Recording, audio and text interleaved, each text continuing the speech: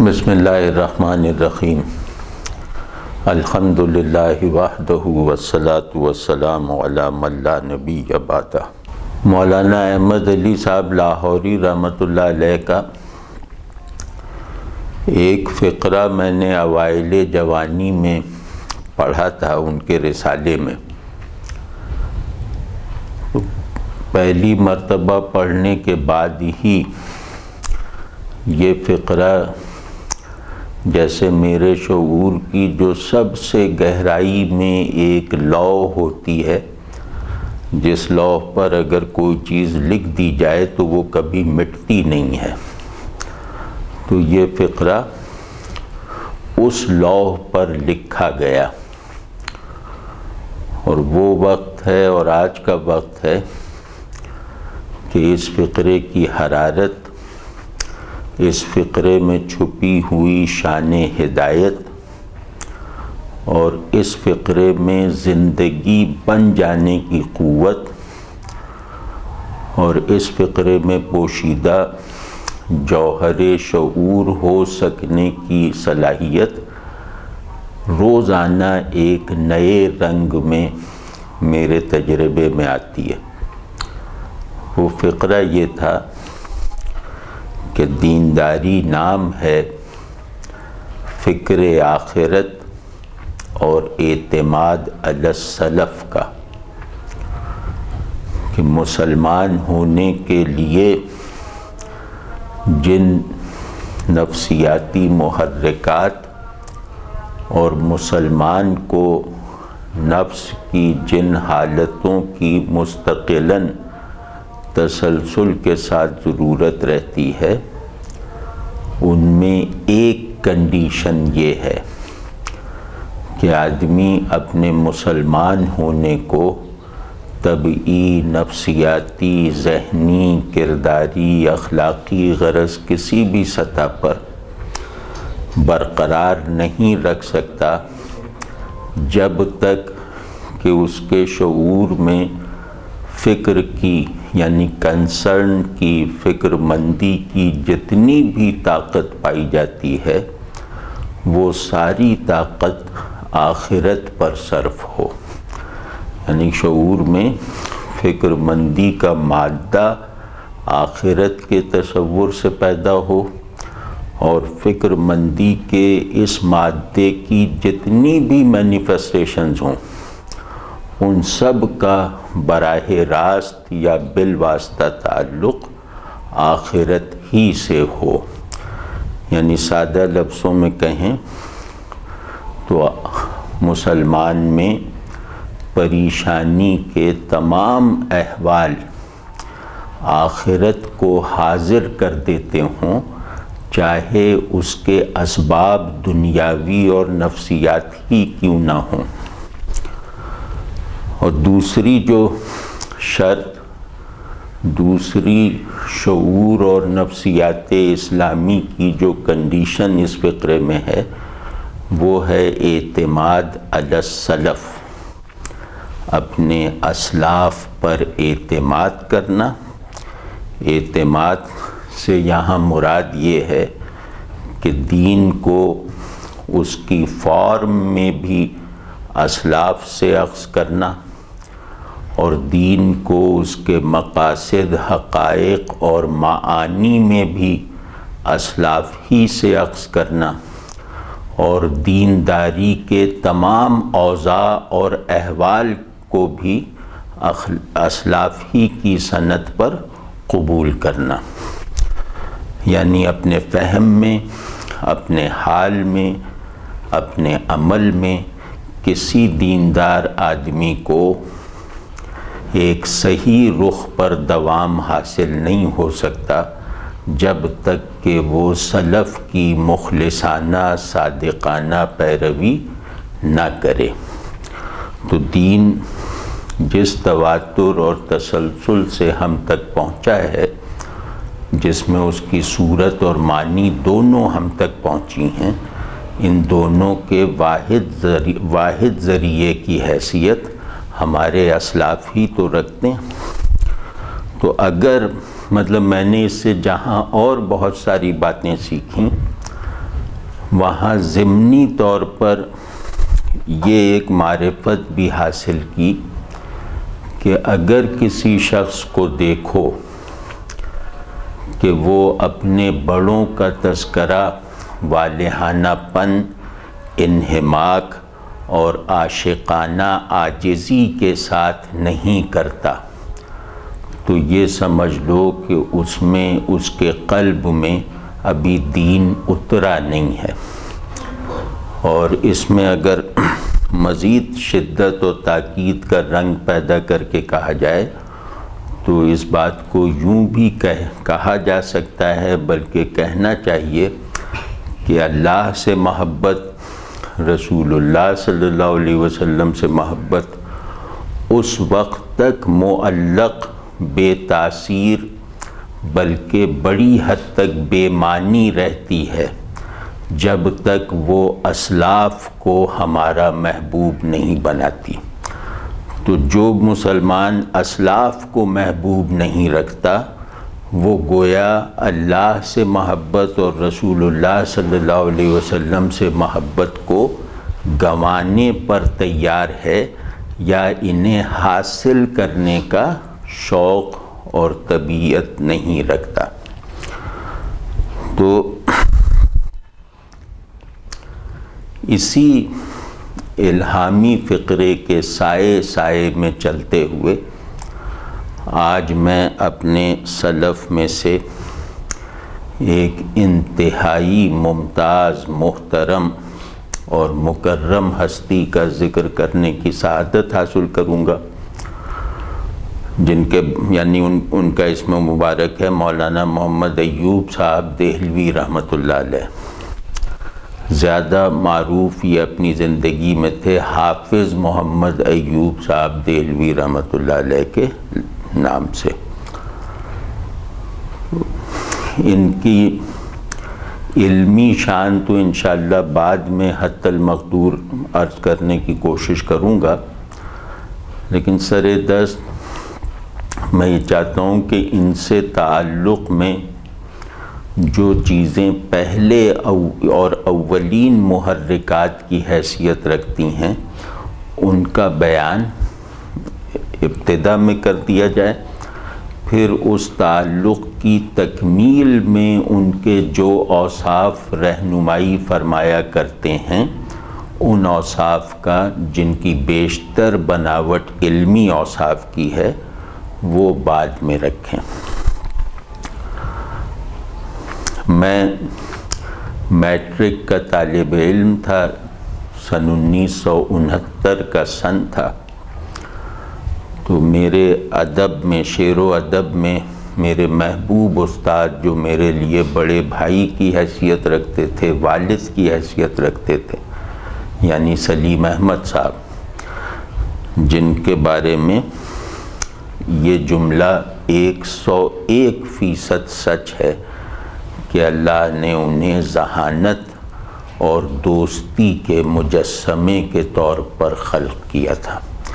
ان کی شخصیت کے دو سب سے قیمتی عناصر یہ تھے کہ وہ انتہائی ذہین تھے، وہ کسی بھی نئے سے نئے علم کی گہرائی میں اترنے کے لیے ایک آدھ دن سے زیادہ وقت نہیں لگاتے تھے۔ مطلب جو علم ان کے لیے سر دست بالکل نامانوس بھی ہوا کرتا تھا، اگر اس علم کی انہیں تحصیل کی ضرورت پڑ جاتی تھی تو وہ ایک رات لگا کر اس علم سے ایسی شناسائی پیدا کر لیتے تھے جو ممکن ہے کہ اس کے بعض ماہرین میں نہ پائی جاتی ہو، اور ایک بات سن کر لمبی لمبی چیزوں کو یاد کر لیتے تھے، مطلب کوئی لمبی نظم سن لی وہ یاد ہو جاتی تھی۔ تو اس کا تعلق بھی، حافظے کی خوبی کا تعلق بھی ذہانت سے تھا ان کے ہاں۔ دوسرا پہلو جو ان کی شخصیت کا محبوب ترین پہلو تھا ان کے دوستوں کے لیے، ان کے شاگردوں کے لیے، ان کے عزیزوں کے لیے، وہ یہ کہ وہ تعلق کے مادے سے بنا ہوا چلتا پھرتا وجود تھے. یعنی ان کی سب سے بڑی قوت ان کی صلاحیت تعلق تھی.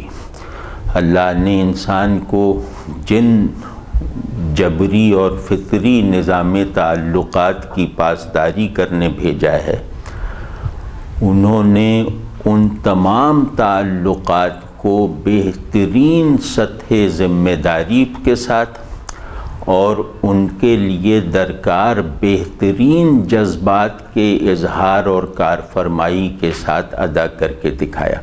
یعنی تعلق کہتے ہیں ذمہ داری کو بھی اور جذبے کو بھی. تعلق میں ذمہ داری نہ رہے تو خلل پڑ جاتا ہے، اور تعلق میں اگر جذبہ شامل حال نہ ہو تو بھی تعلق ناقص ہے. یعنی تعلق محض ذمہ داری نہیں ہے، تعلق محض جذبہ نہیں ہے. تو ان دونوں کے مل جانے سے تعلق کی تکمیل اور تصدیق ہوتی ہے. تو ہمارے سلیم بھائی جو ہیں وہ اپنے تعلقات میں، ہر قسم کے تعلقات میں اعلیٰ درجے کی ذمہ داری رکھتے تھے، اور ہر قسم کے تعلق کی تکمیل اور تشکیل اور تصدیق اور اس کی مسلسل نمو کے لیے جس طرح کا جذبہ درکار ہوا کرتا ہے، اس جذبے میں بھی وہ انتہائی قوی تھے. وہ جذبہ تعلق ان کی شخصیت سے چھلک چھلک کر ان کے اہل تعلق میں منتقل ہوتا تھا.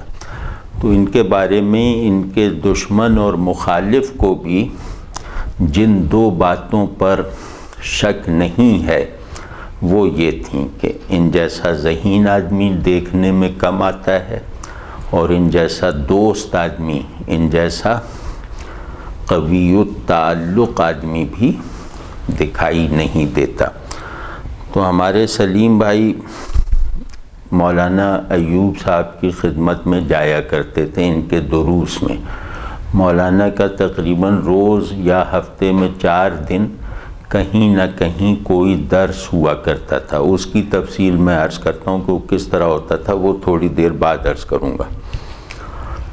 تو سلیم بھائی مجھے پہلی مرتبہ مولانا کی ایک مجلس میں لے گئے جو مولانا کے گھر ہی میں تھی. اس میں 20-30 آدمی تھے، اور مولانا فعل الہی اور قول الہی کے درمیان کیا ربط ہے اور ان میں ترجیح کس کو ہے، اس موضوع پہ کلام فرما رہے تھے. تو وہاں میں نے یہ عجیب منظر دیکھا کہ انتہائی مشکل لفظوں میں، انتہائی ایک ایسی اتھارٹی کے ساتھ جس سے پتہ چل رہا تھا کہ متکلم کو اس بات سے کوئی دلچسپی نہیں ہے کہ سامنے کوئی بیٹھا ہوا ہے یا نہیں. تو اتھارٹی اسی کو کہتے ہیں نا کہ جسے دوسرے کی ضرورت نہ ہو. تو صاف کنوے ہو رہا تھا کہ انہیں اپنی باتیں کہنے کی تو خواہش ہے، لیکن اس چیز سے کوئی دلچسپی نہیں کہ یہ بات سنی بھی جاتی ہے یا نہیں. ایک عجیب طرح کی بے نیازی ان سے چھلک رہی تھی. تو اس میں سلیم احمد تقریباً اس مجلس میں اور اس کے بعد کوئی 4 گھنٹے وہاں بیٹھے رہے مولانا کے سامنے، بالکل مؤدب مریدوں کی طرح. اور انہوں نے سگریٹ نہیں پی. سلیم احمد چین سموکر تھے، مطلب ان کے بارے میں یہ مشہور تھا کہ یہ صبح اٹھ کے بس ایک ماچس کی ایک تیلی جلاتے ہیں، اس کے بعد سگریٹ سے سگریٹ سلگاتے ہیں. تو یہ تقریباً ناممکن تھا. ان کے بارے میں یہ سوچا بھی نہیں جا سکتا تھا کہ یہ آدھا گھنٹہ بھی بیداری کی حالت میں سگریٹ کے بغیر رہ سکتے ہیں. لیکن وہاں بیچ میں اٹھ کے بھی نہیں گئے، اور باہر نکل کے میں نے پوچھا بھی کہ سلیم بھائی آپ نے سگریٹ ہی نہیں پی؟ تو کہنے بھائی مولانا کے سامنے کیسے ہمت کر سکتا ہوں، اور مولانا کی خدمت میں جب بیٹھتا ہوں تو سگریٹ وغیرہ پینا یاد بھی نہیں رہتا. تو اب میں ظاہر ہے کہ 9ویں 10ویں کا طالب علم میں مولانا کی کا ایک لفظ بھی نہیں سمجھ سکا، اور خیر 9ویں 10ویں پہ کیا موقوف ہے اب بھی سنوں تو شاید نہ سمجھ سکوں، لیکن وہ جو ایک علم میں، سچے علم میں ایک تاثیر جو ہوتی ہے، تاثیر کا علم صرف قوت تفہیم کا نام نہیں ہے کہ آپ جو بات جانتے ہیں وہ دوسرے کو سمجھا دیں، علم مکمل ہو کر تفہیم کے درجے سے تجاوز کر کے تاثیر کی سطح اختیار کرتا ہے، یعنی وہ علم گویا منتقلی کے لیے مخاطب کے ذہن پر انحصار کرنے کی بجائے اس کے قلب اور اس کے وجود کو ریکنڈیشن کرتے چلا جاتا ہے، اور ریکنڈیشننگ کے اس عمل میں اگر ذہن شامل ہو تو بہت خوب، لیکن اگر ذہن عاجز رہ جائے اس کلام کے فہم سے تو بھی اس کلام کی تاثیر جو ہے وہ کسی نہ کسی گہری سطح وجود اور کسی نہ کسی زاویہ شخصیت پر مرتب ضرور ہوتا ہے۔ تو ہمارے مولانا بلا شبہ علم کی اس انتہائی سطح پر جو پیغمبرانہ روایت کی اصل وارث ہے، اس پر انتہائی درجے کے ساتھ فائز تھے کہ ان کی بات جن کی سمجھ میں نہیں آ سکتی تھی انہیں بھی بدل ضرور دیتی تھی۔ اس کا تجربہ مجھے ہمیشہ ہے ان کی گفتگو سنتے وقت۔ تو جب سلیم بھائی کے ساتھ میں بھی نکلنے لگا تو اس وقت کمرے میں شاید 2-4 آدمی رہ گئے ہوں گے، تو نکلتے وقت اجازت لیتے وقت مولانا نے سلیم بھائی کو مخاطب کر کے فرمایا کہ اس لڑکے سے کہہ دو کہ میرے پاس آیا جایا کرے۔ تو اس میں یہ اشارہ بھی تھا کہ ضروری نہیں ہے کہ جب تم آؤ تو یہ آئے، مطلب اس طرح فرمایا کہ اس لڑکے سے کہہ دو کہ یہ آیا جایا کرے۔ تو پتہ نہیں کیا بات ہوں، مجھے پہلے ہی ان کی محبت بہت غلبے کے ساتھ محسوس ہو رہی تھی، یہ سن کر جیسے میرے اندر ایک گریے کی طغیانی سی پیدا ہوئی جس کو میں نے بڑی مشکل سے روکا، مطلب بہت رونے کو دل چاہنے لگا۔ تو وہاں سے نکل کے خیر اس کے بعد دوسرے ہی دن میں مولانا کی خدمت میں پہنچا، تو مولانا کے لیے جیسے ایسا محسوس ہو رہا تھا جیسے یہ تو ہونا ہی تھا یا یہ تو مجھے کرنا ہی تھا۔ انہوں نے بالکل جیسے ایک آدمی برسوں سے ملتا چلا آ رہا ہے اس طرح سے مجھ سے کہا بیٹھ جاؤ، اور تھوڑی دیر بیٹھا تو کہا کہ تمہیں پان کی پہچان ہے؟ میں نے کہا حضرت مجھے تو نہیں ہے پان کی پہچان۔ تو ایک نقشہ ایک کاغذ پہ بنایا اور کہا یہاں سے یہاں جاؤ، وہاں سے ادھر اتر کے اس گلی میں جانا، اس گلی میں جو پان کی 3 دکانیں ہیں ان میں جو بیچ کی دکان ہے اس کا نام یہ ہے، اس سے جا کے یہ پان لے کر آؤ۔ یہ پہلی ڈائریکٹ ملاقات تھی۔ تو مولانا نے مجھے پان لینے بھیجا، اور پان لینے کے لیے خاصی دور جانا پڑتا تھا، مطلب کھارا در ایک جگہ تھی وہاں پر۔ تو اس کے بعد جب میں پان لایا اور ایک جملہ فرمایا کہ تم کچھ سست لگتے ہو، تو میں خاموش رہا۔ کہنے اچھا یہ ہے وہ ہے، تم کہاں کے ہو، کیا کرتے ہو، کہاں رہتے ہو، سلیم احمد سے تمہارا کیا تعلق ہے، اس طرح کی کچھ عام سی باتیں، تاکہ میں ان کے ذہن میں اپنی ٹوٹی پھوٹی شناخت کے ساتھ رہ جاؤں۔ اس طرح کے سوالات مجھ سے پوچھیں، اور اب یہ لگتا ہے کہ جیسے دعا کرنے کے لیے میرا وہ تعارف طلب فرمایا کہ میں دعا کروں اس کو، اس حد تک کا تعارف، زیادہ گہرائی میں نہیں۔ تو اس کے بعد سے پھر یہ ہو گیا کہ شاید ہی کوئی دن گزرتا ہو کہ مولانا کی خدمت میں حاضر نہ ہوتا ہوں۔ تو کچھ مہینے بعد، یعنی شاید 2 مہینے گزرے ہوں گے، اس دوران میں مولانا کے سارے دروس میں جہاں بھی درس ہوتا تھا میں خادم کے طور پہ ساتھ رہتا تھا، مطلب شاید ہی کوئی درس ہوا ہو جس میں میں شریک نہ ہوا ہوں۔ شرکت کیا ہوتی تھی، سننے والے جو شاگرد تھے وہ تو سامنے بیٹھتے تھے، میں مولانا کے پیچھے جیسے وہ پنکھا جھلنا یا اس طرح کی کوئی خدمت کرنا یا مولانا کا اگالدان ٹھیک کر دینا، اس طرح کی کوئی پیچھے پیچھے رہ کے جو خدمت ہوتی وہ کرتا تھا۔ اور ظاہر سمجھ سے باہر تھے وہ تمام موضوعات جس پہ مولانا کلام فرماتے تھے، لیکن بس دیکھ دیکھ کے یہ خوشی ہوتی تھی کہ ہمارے مولانا کی شان دیکھو کہ سب لوگ سر جھکائے سن رہے ہیں، مطلب مجھے یہ بس خوشی ہوتی تھی کہ مولانا کے آگے ہر آدمی جھکا ہوا ہے۔ تو اور مولانا ہمارے درس میں ادب، آداب، سلیقے اور ڈسپلن کے بہت وہ تھے قائل، اور جو ڈسپلن انہوں نے بنا رکھا تھا اس کی خلاف ورزی نہیں کرنے دیتے تھے۔ مطلب ضروری ہے کہ نظریں ایک جگہ پہ ہوں، کوئی گھڑی نہ دیکھے، کوئی ادھر ادھر نہ دیکھے، کوئی پہلو نہ بدلے، اس طرح کی ان کی طرف سے پابندیاں تھیں، اور ان پابندیوں کی خلاف ورزی پہ وہ خاصی توہین بھی کر دیتے تھے۔ لیکن اللہ کا شکر ہے کہ ان پابندیوں کی خلاف ورزی کے مظاہر بہت شاذ و نادر ہی دیکھنے میں آیا کرتے تھے۔ تو خیر، تو 2-3 مہینے بعد مجھے ایک یقین سا ہو گیا، اور اس یقین کے پیدا ہو جانے نے مولانا کے ساتھ میرے تعلق کی اغراض اور مقاصد کو بدل کر رکھ دیا، یا یوں کہہ لیں کہ مولانا رحمۃ اللہ علیہ کے ساتھ تعلق کو معنی دے دیے۔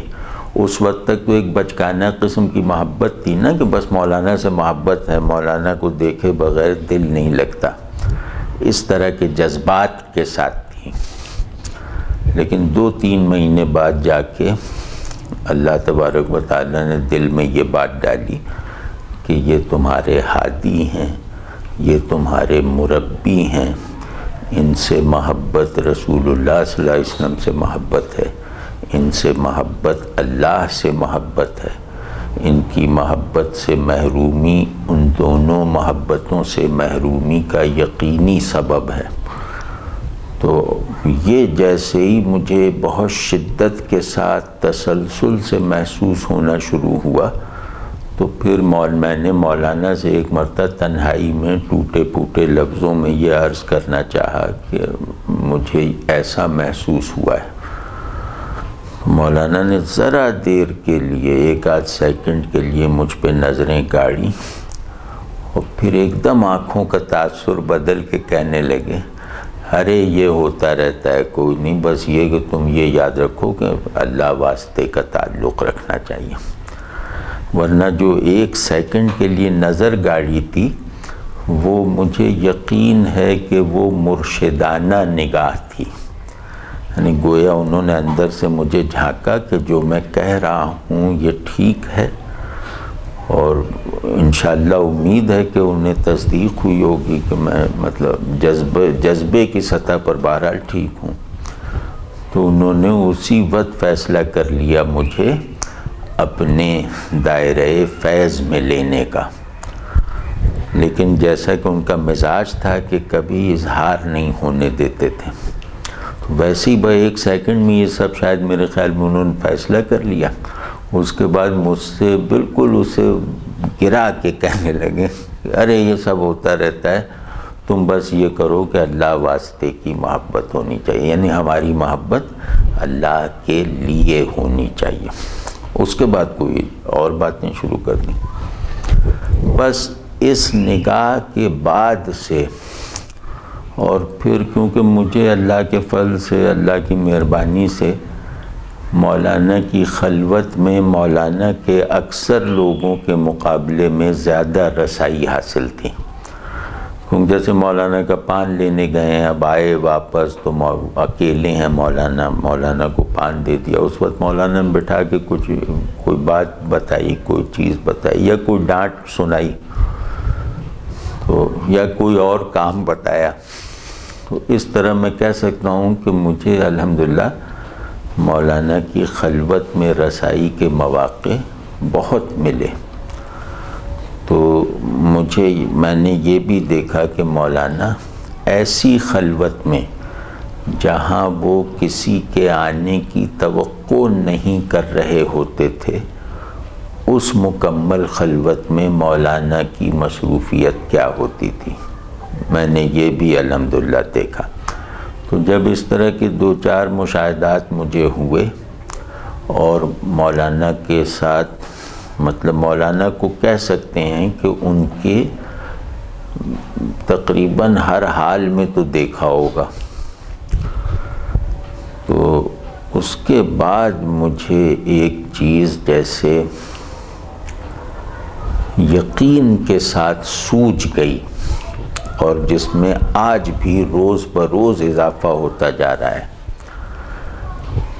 کہ مولانا اکثر اخلاقی اور علمی فضائل میں میرے علم میں موجود تمام بزرگوں اور عالموں سے آگے تھے۔ مطلب ہمارا دین ہم سے جو اوصاف طلب کرتا ہے دینداری کے لیے بھی، اور ایک معاشرتی وجود کی حیثیت سے بھی، یعنی کہ ہمارا دین ہمیں 2 پوزیشنز پر مستقلاً رکھنا چاہتا ہے، ایک بندے خدا کی پوزیشن ہے اور ایک معاشرتی وجود کی حیثیت ہے۔ تو بندے خدا کی حیثیت سے بھی میں نے عبادت گزاری کے ایسے محیر العقول مظاہر نہیں دیکھے جو مولانا کے یہاں معمول تھے، اور معاشرتی وجود کی حیثیت سے بھی میں نے مولانا جیسا حسن معاشرت کے قیام میں مسلسل طور پر فکر مند اور کوشش کرنے والا کوئی اور نہیں دیکھا۔ مطلب وہ تنہائی میں جیسے جذب ہو جاتے تھے اپنی عبادات میں، اور ان کی جلوت کا بیشتر حصہ ان چیزوں میں گزرتا تھا کہ فلاں کی شادی ہے، فلاں کے ہاں کھانا نہیں ہے، فلاں کو گھر دلوانا ہے، فلاں کو کاروبار کروانا ہے، فلاں کو پیسے بھجوانے ہیں۔ مطلب ان کی جلوت زیادہ تر ان فکروں میں گزرتی تھی، اور وہ بالکل غریبوں کے محلے میں رہتے تھے۔ 80 گز کا ان کا کوارٹر تھا، جس میں وہ 45-50 برس رہ کر فوت ہوئے، اور کراچی کے دولت مند ترین لوگ ان کے نوکر اور معتقد تھے، لیکن اس کے باوجود زندگی انہوں نے 80 گز کے کوارٹر میں گزاری ہے، جس میں 1.5 کمرے تھے۔ تو خیر، تو یہ جب مجھے یقین ہو گیا اللہ کے فضل سے، اور یہ یقین ایسا نہیں تھا کہ کسی جذباتی لمحے میں پیدا ہوا ہو، یہ یقین الحمدللہ ایسا تھا کہ آج بھی اتنا وقت گزر گیا ہے مولانا کے انتقال کو، کوئی 44 برس ہو چکے ہیں۔ 44 برس کا ہر دن مولانا کے سلسلے میں اس یقین کو بڑھانے ہی کا ذریعہ ثابت ہوا ہے کہ مولانا جیسا بندے خدا نہ میں نے دیکھا ہے، نہ دیکھنے کی امید ہے۔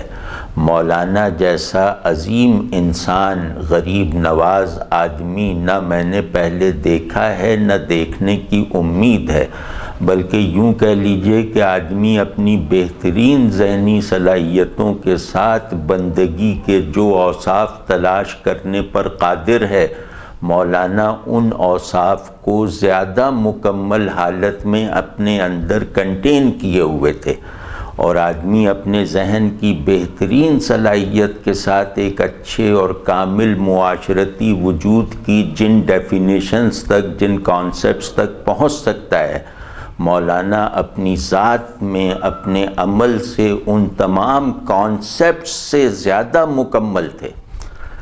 تو یہ جو شان میں نے دیکھی، یہ مطلب آج بھی اگر میری کسی بات سے تسکین اور رہنمائی ساتھ ساتھ ہوتی ہے، یعنی آدمی کے اندر رہنمائی پانے کا سب سے مؤثر چینل یہ ہے کہ اس کا رہنمائی حاصل کرنا حالت تسکین اور حال یقین کے ساتھ ہو، تو وہ الحمدللہ اپنے دیکھے ہوئے بزرگوں میں صرف مولانا کو یاد کر لینے سے میسر آ جاتی ہے۔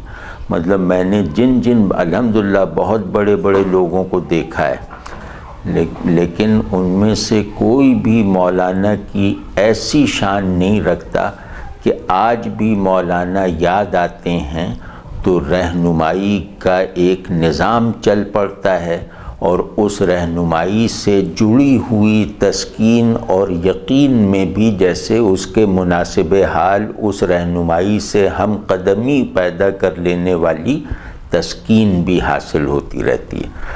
تو کوئی وجہ ہوگی نا کہ مولانا سے تعلق رکھنے والا تقریباً ہر آدمی، مولانا سے تعلق محبت رکھنے والا تقریباً ہر آدمی اپنے تمام تعلقات، اپنے تمام رشتوں کے مقابلے میں مولانا کو آج بھی زیادہ محبوب رکھتا ہے۔ آج بھی مولانا کی مجلسوں میں حاضری دینے والے کچھ لوگ موجود ہیں، اور میں اپنے تجربے سے ان کی باتیں سن کر یہ جانتا ہوں کہ وہ کسی بھی رشتے اور کسی بھی دوستی کو مولانا کے ساتھ تعلق کے مقابلے میں کوئی وقت نہیں دیتے۔ میں اپنا حال بتا سکتا ہوں کہ جس شخص کو کھوئے ہوئے 44 برس ہو گئے ہوں، جس شخص کو پایا بھی تھا تو بے شعوری کی حالت میں پایا تھا، لیکن یہ کہ میں یہ بات قسم کھا کے کہہ سکتا ہوں کہ مولانا اس وقت بھی مجھے اپنے ماں باپ، اپنے اولاد، اپنے تمام رشتوں، اپنی دوستی کے تمام قسموں سے زیادہ محبوب ہیں، اور اس محبت کی اٹھان میں کبھی کوئی کمی نہیں آئی، بلکہ یوں کہہ لیں کہ اس محبت کی خدا واسطے کی جو افادیت ہے، افادیت رسانی کی اس رفتار میں بھی کبھی کوئی کمی نہیں آئی۔ جہاں ان کا خیال آتا ہے وہیں کوئی ذہنی یا اخلاقی خرابی دور ہو جاتی ہے، کوئی بنیادی نقص تمام ہو جاتا ہے، کسی طرح کا باطنی خلا ہوتا ہے جو ان کی یاد آنے سے بھر جاتا ہے۔ یہ آج تک ان کی یاد میں یہ تاثیر ہے، تو آپ سمجھ لیں کہ جب وہ سامنے ہوں گے تو ان کی اثر اندازی کا کیا عالم ہوگا۔ تو اس بات کو سمیٹتے ہوئے بس یہ عرض کر رہا ہوں کہ جس نے مولانا کو نہیں دیکھا وہ مولانا جیسا دیکھنے کی امید رکھنے کا بھی حق نہیں رکھتا۔ جس نے مولانا کو نہیں دیکھا اب وہ مولانا جیسا کوئی اور آدمی دیکھنے کی امید رکھے گا تو گویا ایک جھوٹی خواہش پالنے کا ارتکاب کرے گا۔ یہ میرا اپنے بس بھر یقین ہے۔ تو اور مطلب درویشی ہو، ایک خاص معنی میں اخلاقی سلطانی ہو، اللہ کے آگے فنا ہو جانے کا حال ہو، مخلوق کے لیے خود کو مٹا لینے کا جذبہ ہو، کسی بھی پہلو سے دیکھیں، کسی کرداری اور اخلاقی پہلو سے دیکھیں تو مولانا سے برابری کرنے والا کوئی نظر نہیں آتا۔ مطلب مجھے ان لوگوں میں نظر نہیں آتا جن کو ہم نے اپنی چشم سر سے دیکھا ہے، اور ہمیشہ یہ احساس رہتا تھا کہ ہم اپنے بہت پرانے اسلاف کے طبقے کی کسی شخصیت سے ملنے کا شرف حاصل کر. مجھے محسوس ہوتا تھا، کبھی لگتا تھا امام غزالی سے مل رہا ہوں، کبھی لگتا تھا امام رازی سے مل رہا ہوں، کبھی لگتا تھا فلاں، کسی بڑے بڑے نام آتے تھے ذہن میں کہ ان سے مل رہا ہوں مولانا کے روپ میں. اور آج بھی اس بات پہ یقین ہے کہ غزالی سے مولانا کے ملنے والے کو اگر غزالی سے ملاقات کا شرف نہیں ملا تو کوئی نقصان نہیں ہوا. مولانا کی خدمت میں حاضر رہنے والے کو اگر امام رازی سے مصاحبت کا فخر حاصل نہیں ہوا تو کوئی نقصان نہیں ہوا. یہ تھے ہمارے مولانا. اور ان کی غریبوں سے محبت، بھائی یہ بات بالکل ایک دینی اصول کے طور پر اپنی گرہ میں باندھ لینی چاہیے کہ جس کو غریبوں سے محبت نہیں ہے، جسے مسکینوں سے الفت نہیں ہے، وہ اس دین کے جوہر محبت سے محروم ہے. دین میں ایک جوہر محبت ہے، ایک جوہر معرفت ہے، ایک جوہر خشیت ہے. یہ تینوں جوہر حاصل ہو جائیں تو دین میں اپنی تکمیل کا موقع توفیق الہیہ سے حاصل ہو جاتا ہے. تو جس شخص کو مسکینوں سے محبت نہیں ہے، جو شخص اپنے بڑوں کا ادب نہیں کرتا، جو شخص اپنے چھوٹوں پر شفقت نہیں رکھتا، اس کے اندر اس دین کے خزانے کے قلب میں رکھا ہوا جوہر محبت منتقل نہیں ہو سکتا. وہ اس دین کے معیار محبت پر پورا نہیں اتر سکتا. یعنی وہ اللہ کی محبت اور رسول اللہ صلی اللہ علیہ وسلم کی محبت کا امیدوار بھی نہیں بن سکتا اگر اسے مسکینوں اور غریبوں سے سچی، بے تاب اور بے قرار رکھنے والی محبت نہیں ہے، فکر مند رکھنے والی محبت نہیں ہے، آمادہ عمل رکھنے والی محبت نہیں ہے. تو اللہ کا لاکھ لاکھ شکر ہے کہ میں نے مولانا رحمۃ اللہ علیہ کی شکل میں اس ہستی کو دیکھا اور مسلسل دیکھا، اور انہیں دیکھ کر گویا یہ مشاہدے میں آیا، یہ سمجھ میں آیا کہ مسکینوں سے محبت کسے کہتے ہیں، غریبوں سے الفت کس چیز کا نام ہے. مطلب وہ اگر یہ قصے میں سنانا شروع کر دوں کہ انہوں نے وہ مسکینوں سے، غریبوں سے، ضرورت مندوں سے کیسی محبت رکھتے تھے، تو صرف 2 سال، 1 مہینہ کم 2 سال کے تعلق کے مشاہدات کا بیان کئی گھنٹوں میں ہوگا. یعنی میرا حضرت سے تعلق جو ہے وہ صرف 23 مہینے کا ہے، 1 مہینہ کم 2 سال کا.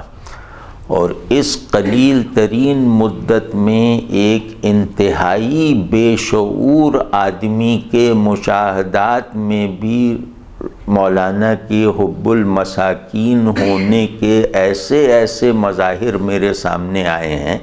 اتنی کثرت سے اس کے مظاہر کا مشاہدہ کیا ہے کہ اگر انہیں صرف رپورٹ کرنے لگوں تو گھنٹے لگ جائیں گے. تو یہ ان کا حال تھا کہ مطلب ان کی گلی میں رہنے والوں نے شاید کراچی کے بہترین کھانے روز کھائے ہوں گے یا اکثر کھائے ہوں گے ان کی بدولت. اور کتنے بے گھروں کو انہوں نے مکان دیا، کتنے بے سہاروں کا وہ مستقل سہارا بنے، کتنے ہاتھ پھیلانے والوں کو انہوں نے دوسروں کی مدد کے قابل بنایا. یہ میرے مشاہدے میں ہے. کس طرح وہ امیر لوگوں کو، اپنے حلقے کے امیر معتقدین کو مسلسل مصروف رکھتے تھے دوسروں کی مدد میں. مطلب ان کا ایک عجیب رویہ تھا جو میں عرض کر دوں کہ وہ کسی ضرورت مند کے لیے وہ اگر کسی امیر آدمی سے کہہ دیں کہ اس کو 10,000 روپے دے دو، تو اب سن 70-69 میں 10,000 کی رقم بہت زیادہ تھی. تو وہ ایسے ہی کہہ دیتے جیسے کوئی بات ہی نہیں، یہ ایسا ہے جیسے 10 کنکر دے دو، وہ ان کے لہجے میں ایسے ہی ہوتا تھا، اس کو 10,000 روپے دے دو۔ تو اگر وہ تھوڑی دیر کے لیے چونک گیا، 10,000 کی رقم ہی ایسی تھی کہ آدمی چونک جاتا، تو وہ چونک کے اس نے پوچھا کہ مولانا کیا ارشاد فرمائے، کتنے دے دوں؟ تو کہتے تھے 15,000 دے دو۔ تو اور یہ سب کہتے ہوئے لگتا ہی نہیں تھا کہ یہ 10,000 اتنی بڑی رقم ہے، 15,000 اتنی، بالکل نہیں۔ وہ میرا خیال ہے کہ دنیا میں جو اللہ نے دنیا کی ہر چیز میں اللہ تبارک و تعالی نے گراوٹ کا ایک عنصر رکھا ہوا ہے، مولانا اس عنصر کو گویا اپنی گرفت میں پوری طرح لے چکے تھے۔ ان کے یہاں دنیا کا ہونا نہ ہونا، چیزوں کا ہونا یا نہ ہونا بالکل برابر تھا۔ وہ مطلب وہ دیکھتے ہوئے بھی دنیا کو نہیں دیکھتے تھے۔ تو اس طرح کی ان کی مسکین نوازی تھی۔ اور ایک اور واقعہ عرض کر دوں کہ اس سے بھی جیسے رونگٹے کھڑے ہو جاتے ہیں، اور یہ واقعہ ایسا ہے کہ جو میری آپ کی زندگی کا رخ بدل سکتا ہے۔ کہ ایک یتیم بچی کی شادی مولانا نے کروائی، پورا ذمہ لے کر۔ شادی میں یہ ہوتا تھا کہ چیزیں بھی ساری گھر گرہستی کی، ایک کوارٹر بھی، 80 گز کا ایک گھر بھی، یہ سب چیزیں ہوتی تھیں۔ اور کیونکہ ان کے خدام بہت امیر تھے، بہت کثرت سے عمرہ تھے، تو وہ کسی ایک ہی کو اس طرح کی شادی کی ذمہ داری دے دیتے تھے۔ تو اس بچی کی شادی کی ذمہ داری مولانا نے اپنے ایک انتہائی قدیم حاضر باش فضل صاحب کو دی، جو ٹیکسٹائل مل اونر تھے، صنعت کار تھے، چنیوٹ کے تھے۔ تو جب وہ شادی ہو رہی تھی، اس زمانے میں کا رواج تھا گلیوں میں ٹینٹ لگا کے شادی ہوتی، اچھی دھوم دھام سے شادی کروائی۔ اس کے بعد انہوں نے فضل صاحب سے میری موجودگی میں یہ کہا کہ یہ سامنے قرآن شریف رکھا ہے، اسے اٹھاؤ اور اس پہ ہاتھ رکھ کے کہو کہ اپنی بیٹی کی بھی شادی اسی طرح کرو گے، اگر تمہاری اپنی بیٹی ہوتی تو بھی تم یہی کرتے۔ تو اب آپ مولانا کی شان تربیت دیکھیں، مولانا کا اپنے خادموں پر تصرف دیکھیں کہ انہوں نے قرآن شریف پہ ہاتھ رکھ کے کہہ دیا کہ جی مولانا میری بیٹی کی بھی شادی ہوتی تو ایسے ہی کرتا شادی۔ پھر مولانا کہا ٹھیک ہے ٹھیک۔ تو یہ تھا ان کی انسان دوستی کا پہلو، غریبوں سے محبت کا پہلو۔ اسی طرح اس اعتبار اسی رو میں بہتے ہوئے میں ایک اور وصف کی طرف اشارہ کرتا ہوں جو نادر اور نایاب وصف ہے اہل علم میں آج کل، لیکن ہمارے اسلاف جیسے یہ جو وصف میں بتانے جا رہا ہوں، ہمارے سلف کی اکثریت اس وصف سے گویا بھری ہوئی تھی۔ وہ وصف ہے معصومیت۔ مولانا ہمارے بہت معصومیت، فراست کی یہ انتہا تھی کہ انہیں کوئی دھوکہ نہیں دے سکتا، اور معصومیت کا یہ حال تھا کہ انہوں نے آدم جی گروپ کے چیئرمین سے کہہ دیا کہ لالو کھیت میں کوئی مچھلی کی دکان کھلوا دو۔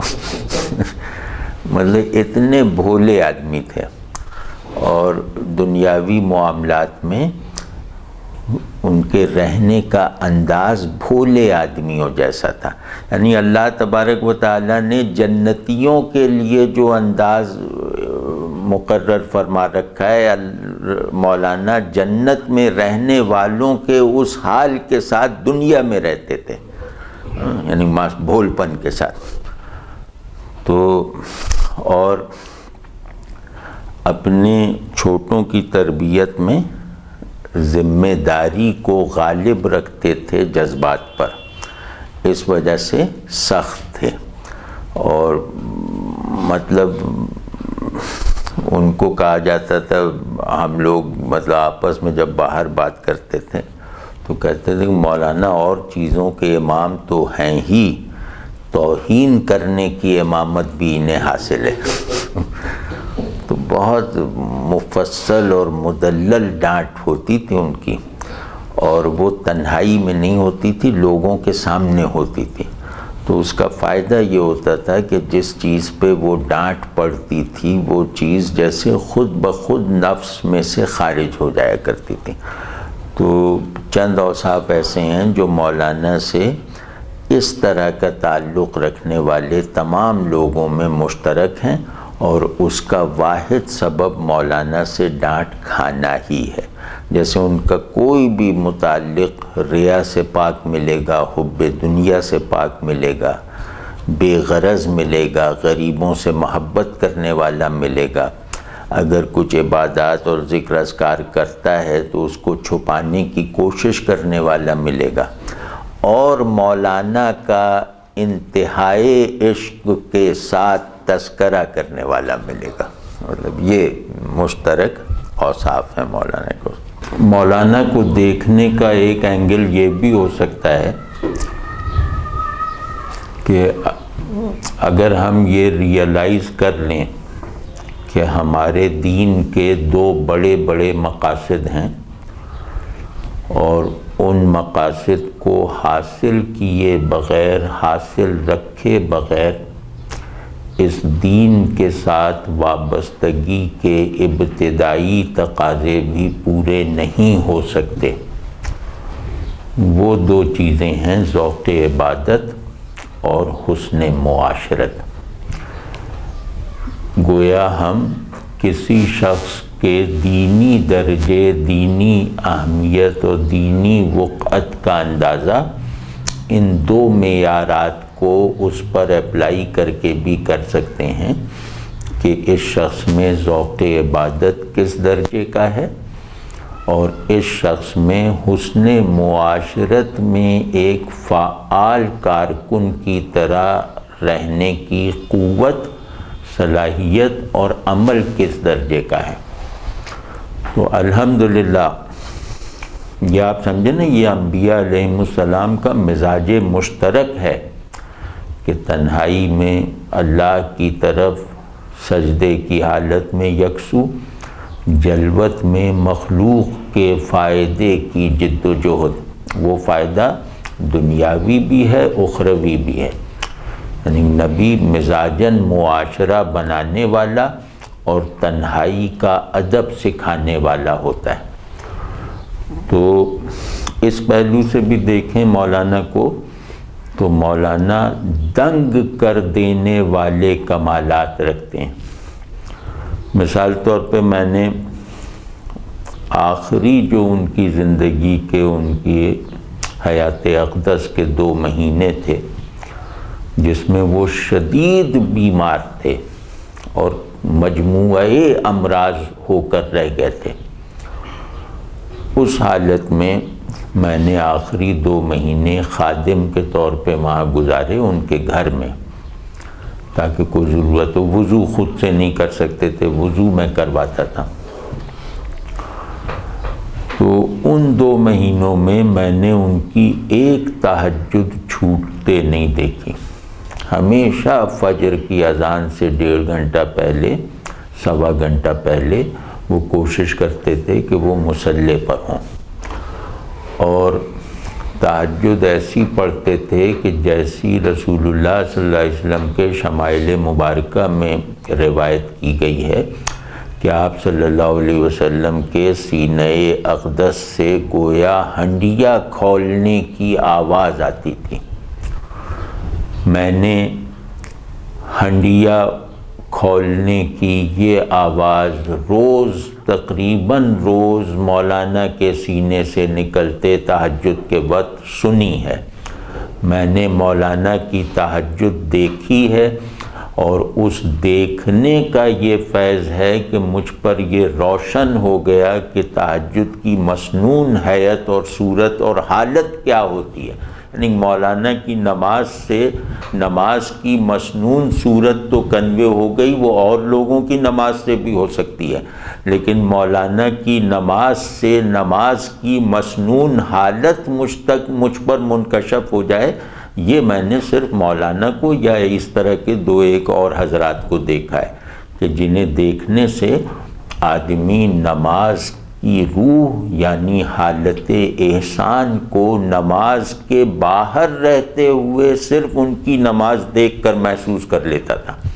تو میں نے ہمیشہ مولانا کو پڑھتے دیکھ کر نماز ہمیشہ کیفیت احسان کو ایک ٹھوس حالت کے طور پر اپنے اندر کار فرما دیکھ لیا۔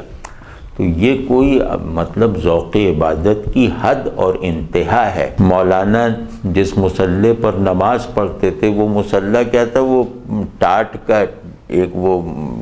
ٹاٹ کا ٹکڑا تھا، اس پہ مولانا کے استاد کی جا نماز جو وقت گزرنے کی وجہ سے پھٹ گئی تھی، گل گئی تھی، وہ اس کے ٹکڑے جو ہیں وہ ٹاٹ کے اس ٹکڑے پر سلے ہوئے تھے۔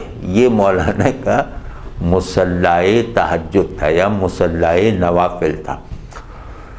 تو میں روز مولانا کے جا نماز کو سکھاتا تھا، دسمبر اور جنوری کے مہینے تھے، کہ کبھی ان کی نماز ایسی نہیں ہوئی کہ اس کے بعد ان کے مصلی میں سجدہ گاہ کی جگہ کو سکھانے کی نوبت نہ آئی ہو۔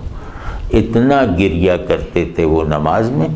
اور پھر آپ دیکھیں کہ ایک شخص اپنے مرض الموت میں ہے، نیم معذوری میں ہے، وہ روز گھنٹہ ڈیڑھ گھنٹہ پہلے اذان سے مصلی پر ہوتا ہے اور اشراق کا سلام پھیر کر آواز دیتا ہے کہ اب مجھے اٹھاؤ۔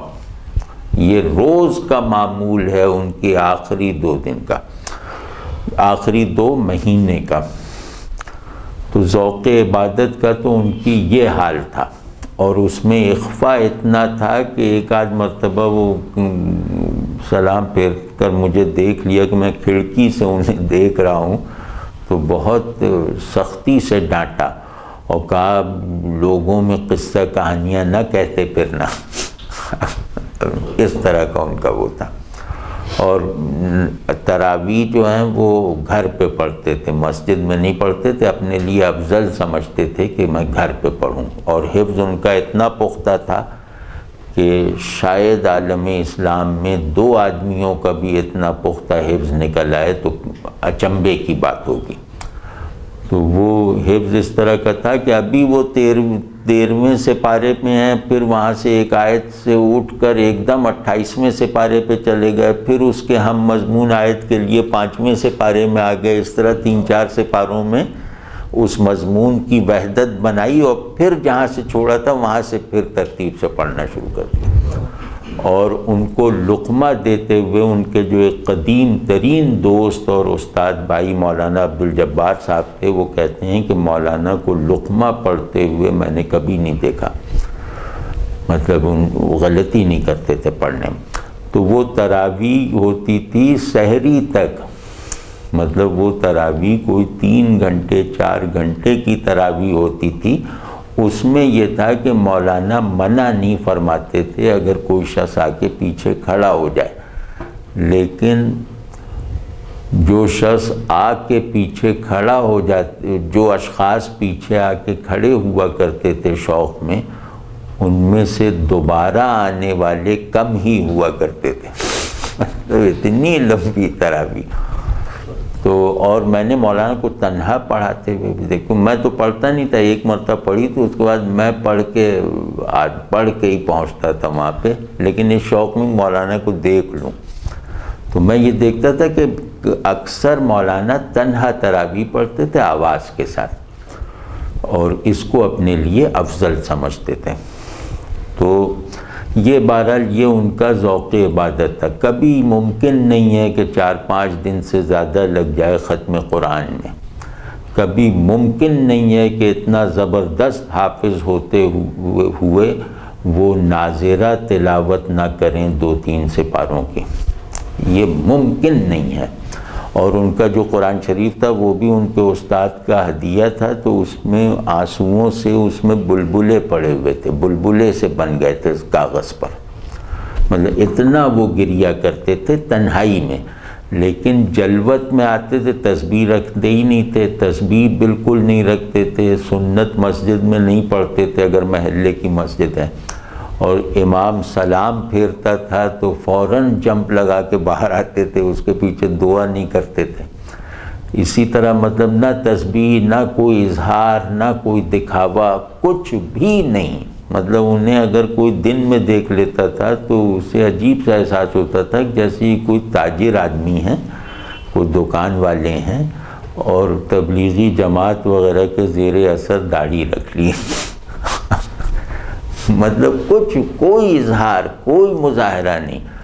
اور کیا کہنے، مطلب ایک ایسی بات میں بتانے جا رہا ہوں کہ اگر یہ ہمارے مذہبی طبقے، ہمارے دیندار لوگوں یا دینداری چاہنے والوں میں پیدا ہو جائے تو سمجھو کہ ان کی بندگی کا جوہر انہیں نصیب ہو جائے گا۔ بندگی کا جوہر ہے بے نفسی اور عاجزی۔ تو ہمارے مولانا بہت بلند آواز تھے، ایسی آواز کہ وہ لگتا تھا 10 آدمیوں کی آواز مل کر ان کی آواز بنی ہے، بہت بھاری آواز تھی۔ وہ سرگوشی بھی کرتے تھے تو بہت دور تک آواز جاتی تھی۔ تو اس آواز کے ساتھ وہ اپنے چوک پہ پان والے لڑکے سے لڑ رہے تھے، باقاعدہ برابری سے، اور لڑتے ہوئے اس سے کہا کہ تیرے باپ کو بھی پان بنانا نہیں آتا تھا، تجھے کیا آتا ہوگا؟ تو اب اس کا باپ فوت ہو چکا ہے، اب اس کو غصہ آ گیا، اس نے کہا کہ آپ کے باپ کو کیا آتا تھا؟ جب وہ یہ کہہ رہا تھا تو مولانا کی آنکھوں میں ایک خوشی کی کیفیت تھی کہ الحمدللہ وہ سن لیا جو سننا چاہتا تھا۔ مطلب وہ صرف توہین کرنے میں کوئی دل، توہین کرتے وہ احساس ذمہ داری کے ساتھ تھے، توہین کرواتے وہ احساس بندگی کے ساتھ تھے۔ تو مطلب یہ ملامتی ہونا اپنے درست ترین مفہوم میں یہ ہے جو ہمارے مولانا تھے۔ اسی طرح جیسے وہ ایک صاحب تھے، وہ دیواروں کی رنگائی کا کام کرتے تھے، تو وہ مولانا کو اچھے بہت لگتے تھے۔ مولانا ان کی غیر موجودگی میں تعریف کرتے تھے، اور بالکل پڑھے لکھے نہیں تھے۔ وہ مولانا نے ان کو کوئی وقت دیا ہوگا، مولانا وقت کے بہت پابند تھے۔ اگر آپ کو 5:05 کا وقت دیا ہے تو خود انہیں آنا ہوگا تو 5:06 نہیں ہوں گے، وہ عین 5:05 پہ آپ کی گھنٹی بجائیں گے، اور وہ گلی پہ ٹہلتے رہتے تھے کہ یہ وقت پورا ہو تو میں کروں۔ اسی طرح آپ کو آنا ہے تو آپ کو بھی 5:07 پہ آنا الاؤ نہیں کریں گے، کہہ دیں گے کہ چلے جاؤ، وقت ہو گیا۔ مطلب وقت کے انتہائی پابند تھے۔ تو انہیں کچھ آنے میں دیر ہو گئی تو مولانا نے ڈانٹنا شروع کر دیا کہ کیا ہو گیا تھا، اتنی دیر کہاں لگا دی؟ تو کہنے جناب یہ ہو گیا، بس خراب ہو گئی، پتہ نہیں کیا رکشہ، مجھے یاد نہیں، لیکن کوئی ایسا عذر بتایا۔ تو مولانا نے کہا کہ تمہاری عمر کتنی ہے؟ کہنے میری عمر 38 سال ہے۔ کہنے میری عمر 70 سال کی ہے، مجھے تو ایسے عذر پیش نہیں آئے، تمہیں ہر روز اس طرح کا کوئی عذر پیش آ جاتا ہے۔ تو اس پہ اس آدمی نے گھبرا کے کہا مولانا یہ تو آپ کی کرامت ہے، ہم تو گنہگار لوگ ہیں مولانا ڈانٹنے کے لیے اسے منہ کھول رہے تھے، مولانا کا منہ کھلا کا کھلا رہ گیا، مولانا بالکل لاجواب ہو گئے، اور پھر اس کا اچھا یوں کر کے جاؤ۔ تو باہر نکل کے جو لوگ مولانا سے ڈانٹ کھاتے رہتے تھے انہوں نے اس کو بہت شاباش دی کہ آج تو نے مولانا کو لاجواب کر دیا۔ تو مطلب یہ مولانا کا بھول پن تھا، وہ جو میں عرض کر رہا تھا ذوق عبادت اور حسن معاشرت کے عنوان سے، تو ذوق عبادت کا پتہ تنہائی میں چلتا ہے، وہ الحمدللہ ہم نے تھوڑا بہت جھانک کے دیکھا ہے۔ تو اگر یہ لفظ استعمال کرنے کی اجازت ہو کہ مسنون تنہائی، اور کوئی پوچھے کہ تم نے مسنون تنہائی دیکھی ہے تو میں قسم کھا کے کہوں گا کہ ہاں دیکھی ہے، اور میں نے مولانا کی تنہائی دیکھی ہے، اور میں نے یقیناً مسنون تنہائی دیکھی ہے۔ تو اسی طرح کوئی پوچھے کہ تم نے مسنون جلوت دیکھی ہے تو میں کہوں گا یقیناً دیکھی ہے، میں نے مولانا کی جلوت دیکھ رکھی ہے۔ مولانا کی جلوت، جیسے کوئی سوسائٹی انسانی اجتماعیت کی تشکیل اخلاقی جوہر پر ہو ہی نہیں سکتی جب تک اس میں امیری کو موجب فضیلت اور غریبی کو سبب ذلت جاننے کا رویہ ختم نہیں ہوگا۔ تو جو سوسائٹی اپنے نظام مراتب میں امیری کو باعث عزت اور غریبی کو سبب ذلت نہ بنائے، وہ سوسائٹی اعلیٰ درجے کا حسن معاشرت حاصل کر سکتی ہے۔ لیکن جس سوسائٹی میں طبقاتی تقسیم مالداری اور اسرت کے تضاد اور تقابل میں ہو، وہ سوسائٹی انسانوں کی سوسائٹی نہیں ہے، مسلمانوں یا دینداروں کا معاشرہ ہونا تو بہت دور کی بات ہے۔ ہمارے مولانا اس انتہائی نقطے کو اپنے عمل سے دوسروں کو سمجھا دیتے تھے۔ یعنی مولانا کے لیے ناپسندیدہ شخصیت قرار پانے کا آسان ترین طریقہ یہ تھا کہ آپ امیر بن جائیں۔ امیر ہوتے ہی آپ مولانا کے لیے ناپسندیدہ شخصیت بن گئے، اور اسی طرح مولانا کے دل کے دروازے پر دستک دینے کا آسان ترین راستہ یہ تھا کہ آپ غریب ہو جائیں۔ غریبوں کے لیے ان کے دل کا دروازہ کھلا، امیروں کے لیے ان کے گھر کا دروازہ بند۔ اور کہتے بھی تھے کہ جو امیر ہے وہ مسلمان کہاں کا ہے، اتنی غربت پھیلی ہوئی ہے، اس کی موجودگی میں کوئی امیر ہو سکتا ہے؟ تو بہت زیادہ بہت اس معاملے میں بہت شدت تھی ان کے مزاج میں۔ بس امیر کوئی آدمی مل گیا اور اس سے انہوں نے کوئی نہ کوئی قصہ شروع کر دیا، اس کی توہین کرنا، اس کو کہنا وہ پیچھے بیٹھو، یہ کیا جانوروں کی طرح بیٹھے، وہ بہانے ڈھونڈتے تھے۔ اور اسی طرح ان لوگوں کی حقارت کر کر کے، یعنی امیری کو نشانہ حقارت بنا بنا کر انہوں نے امیر طبقے کے دل میں حب مساکین پیدا کر کے دکھایا، اور ایسے ایسے بڑے بڑے ایثار مولانا کے خادموں نے کیے کہ جو آج شاید سوچے بھی نہ جا سکیں۔ تو ان معنوں میں بھی میں کہہ سکتا ہوں کہ دین کے ان دو بیسک آئیڈیلز، یعنی ذوق عبادت اور حسن معاشرت کو میں نے بہترین اور کامل ترین صورتوں میں مولانا کی شخصیت میں ایکچولائز ہوتے ہوئے دیکھا ہے۔ اب آپ سوچ لیں کہ اس شخصیت کو کسی مزید مدح کی، کسی مزید پہلو سے تعریف کیے جانے کی حاجت ہو سکتی ہے جو اپنے دین کے دو بنیادی آئیڈیلز کو عمل میں لانے میں کامیاب ہو چکا ہو؟ اس کے لیے صرف اتنی ہی مدح پوری طرح کافی نہیں ہے کہ یہ وہ شخص ہے کہ اس کے دین نے اس سے جو چاہا اس نے پورا کر دکھایا۔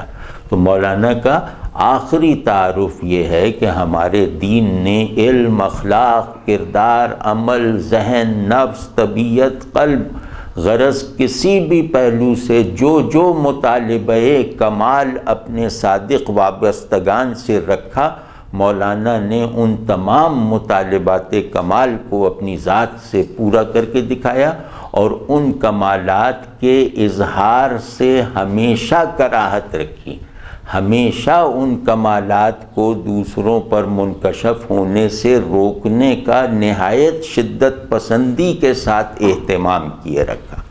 یہ تھے ہمارے مولانا، یہ تھے کیا یہ تو ایک حصہ بھی شاید نہیں ہے، لیکن بہرحال ایک اصولی سا خاکہ اگر بنا لیں تو مولانا ہمارے اپنی شخصیت میں یہ تھے، اور ان کا پورا نظام العمل، ان کے تمام اعمال، چاہے وہ عبادات کی ذیل سے ہوں، چاہے معاملات کے پہلو سے ہوں، چاہے اللہ کی طرف یکسوئی کے عابدانہ یکسوئی کے ساتھ ہوں، چاہے وہ معاشرے کے لیے مفید شخصیت کے طور پر ہوں، ان کے تمام اعمال بہترین اخلاق اور عالی ترین علم کے تال میل سے پیدا ہوتے تھے۔ ان کا ہر عمل اخلاق اور علم کی منتہائی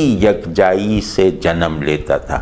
ان کے ہر عمل سے عالم تعلیم حاصل کر سکتا تھا، جاہل تربیت حاصل کر سکتا تھا۔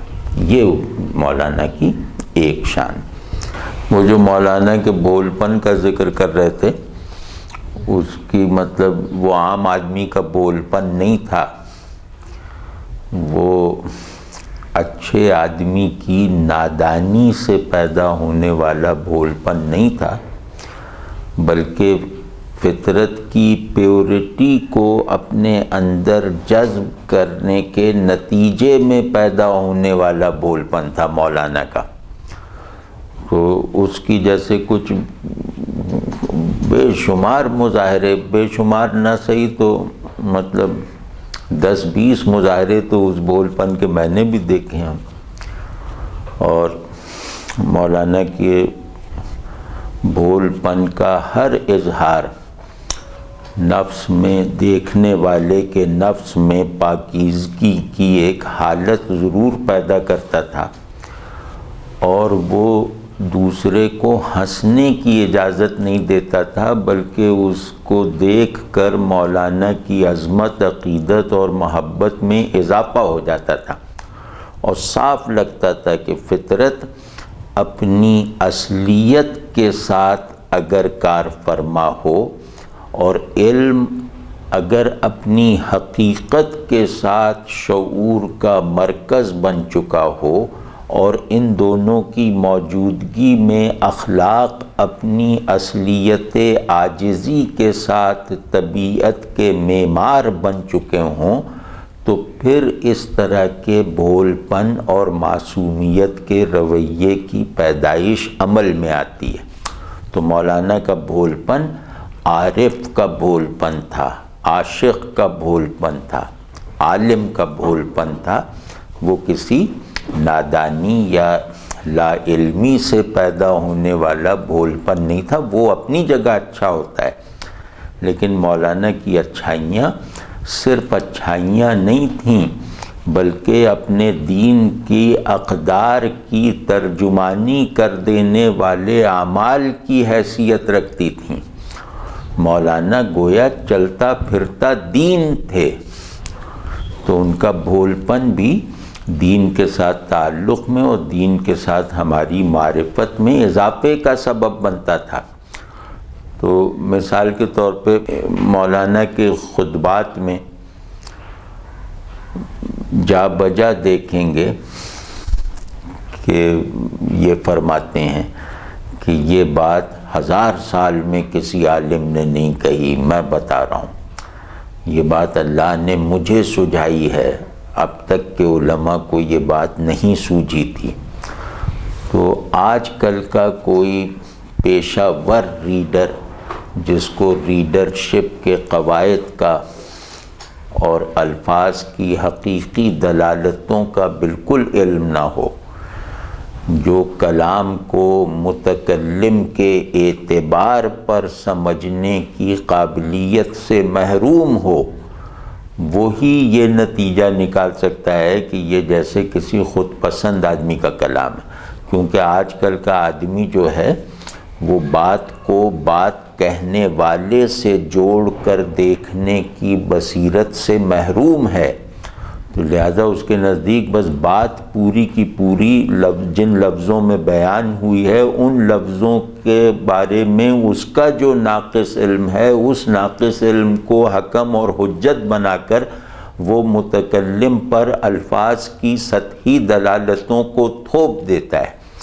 تو یہ وہ بدترین کرپشن ہے جو جدیدیت نے، جدید تعلیم نے ہمارے ذہنوں پر مسلط کی ہے، جس نے کلام کو متکلم پر غالب کیا ہے، اور کلام تو ایک بہانہ ہے جس نے اپنے فہم کو حجت بنا کر متکلم پر اور شخصیتوں پر اور تمام اقدار معانی پر اور تمام اسالیب حقائق پر غالب کرنے کی ضد باندھ رکھی ہے۔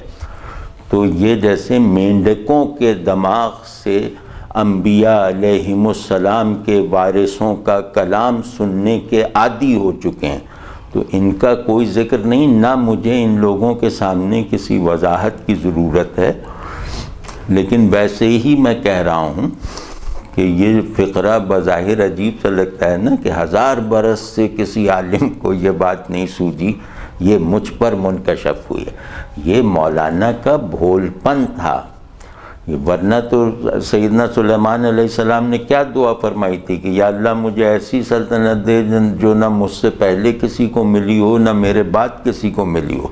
اب کوئی آدمی، کوئی اناڑی دیندار آدمی، کوئی اناڑی پن کی صوفیت رکھنے والا بے وقوف جاہل شخص اس دعا میں کیا کیا مضمرات تلاش کر سکتا ہے، اپنے نفس کی گندگی کو، اپنے دماغ کی جہالت کو اپنا رہنما بنا کر۔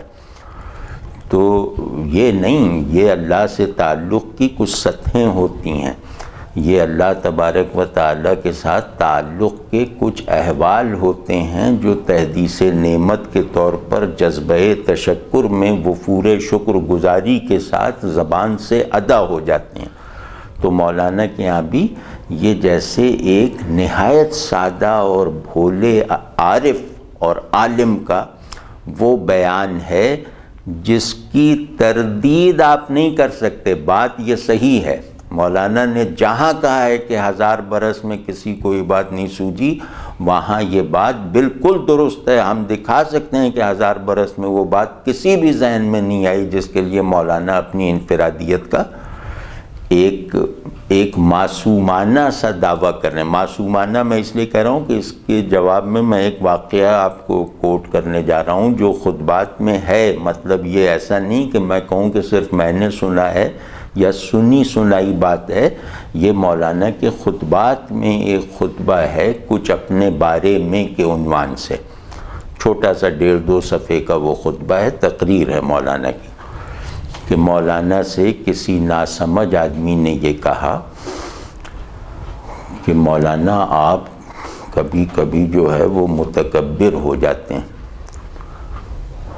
تو مولانا ایک دم چونکے، اور جیسے سچا آدمی ہوتا ہے نا کہ اس کو اپنے عاجزانہ کلام یا اپنی عاجزی کی نمائش سے پرچانے اور قائل کرنے کی کوشش نہیں کی۔ جھوٹے آدمی کی پہچان یہی ہوتی ہے کہ اگر وہ اس سے کوئی یہ کہہ دے کہ تم نیک نہیں ہو تو وہ فوراً نیک ہونا پرفارم کرنے لگے، اس کا مطلب وہ جھوٹا آدمی ہے۔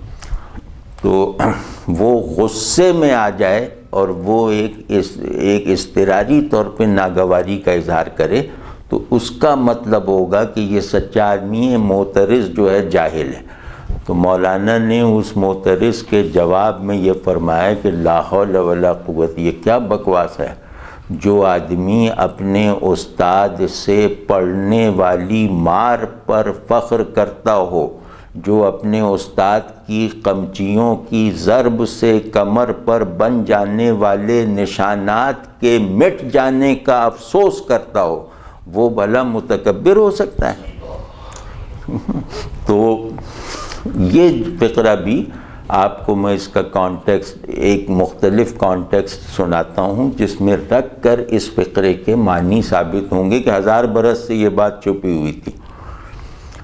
مولانا نے کہا کہ میں جن لوگوں پر، بڑے بڑے لوگوں پر تنقید کرتا ہوں تو میں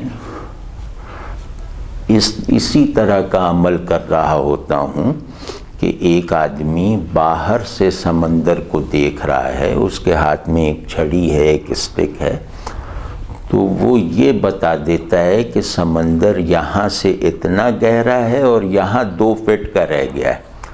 تو جہاں سمندر اس چھڑی کی رینج میں آ جاتا ہے، یعنی اس کی پیمائش میں آ جاتا ہے کہ یہاں سمندر 2 فٹ 3 فٹ کا رہ گیا ہے، تو وہاں میں بتا دیتا ہوں کہ یہ سمندر 2-3 فٹ کا رہ گیا ہے، سمندر کے اس حصے کو سمندر نہ سمجھو، سمندر وہ ہے جس کو میری چھڑی ناپ نہیں سکتی۔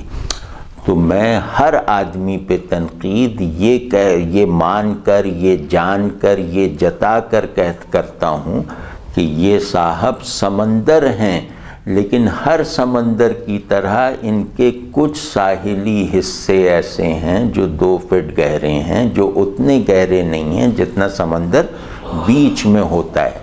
اور کبھی یہ وہم نہ پالنا کہ میں شاہ عبدالعزیز ایسے لوگوں پہ تنقید کروں تو نعوذ باللہ میں خود کو ان کے برابر کا سمجھ رہا ہوں۔ میرے اور ان کے علم میں وہ نسبت بھی نہیں ہے جو انگلی ڈبونے کے بعد انگلی میں لگے ہوئے پانی اور سمندر میں ہوتی ہے۔ یہ مولانا نے خاص اہتمام کر کے یہ وضاحت کی ہے، اور یہ ان کے مقالات میں موجود ملے گی انشاءاللہ جب آپ دیکھیں گے۔ کچھ اپنے بارے میں یہ ارشاد فرمایا۔ تو اسی طرح مولانا کے بھول پن کے بہت واقعات ہیں، لیکن یہ بھول پن اپنے متوازی ایک فراست بھی رکھتا ہے، ایک ناقابل یقین فراست۔ اور مولانا اپنی طبیعت کے بھول پن اور اپنے ذہن کی فراست کو زیادہ فاصلے پر نہیں رکھتے تھے، بلکہ جوڑ کر چلاتے تھے۔ میں اس کا ایک واقعہ سناتا ہوں جو خود میرے ساتھ گزرا، کہ میں ہوائی چپل پہنا کرتا تھا، تو وہ ہوائی چپل، وہ جو ربر کی چپل، معمولی چپل جو ہوتی ہے، تو ایک مرتبہ وہ کہیں سے ٹوٹ گئی، اس کا پٹا ٹوٹ گیا، تو میں نے اسے سلوایا ہوا تھا، تو مولانا نے وہ دیکھ لیا، پہلے دیکھ لیا ہوگا، اپنے اندر محفوظ رکھا۔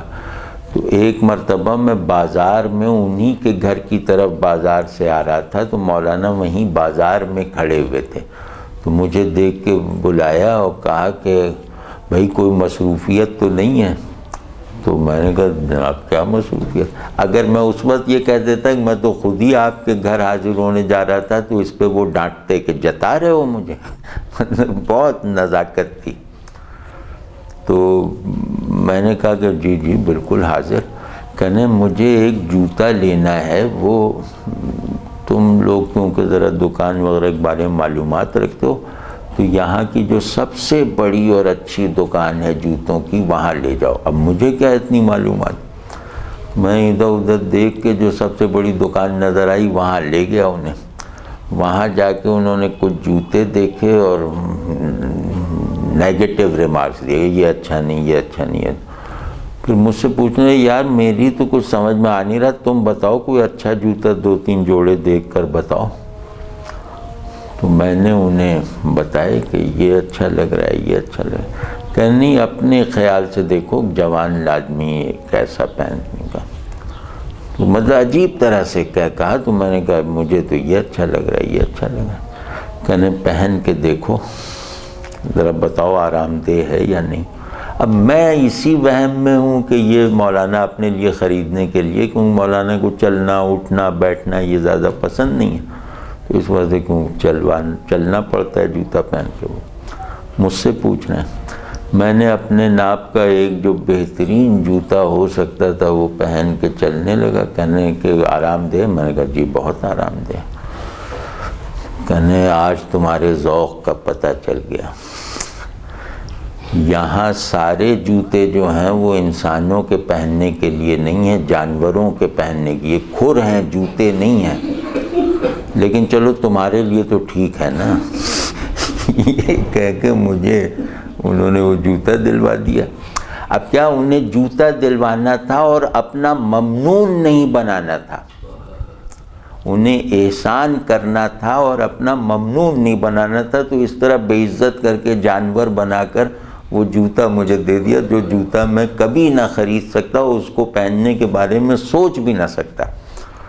تو یا ایک مرتبہ مجھے 100 روپے کا نوٹ دیا، فرمایا کہ اس وقت میرے پاس پان نہیں، جلدی سے 1-2 پان یہیں سے لے آؤ محلے سے، تو اور جلدی آؤ۔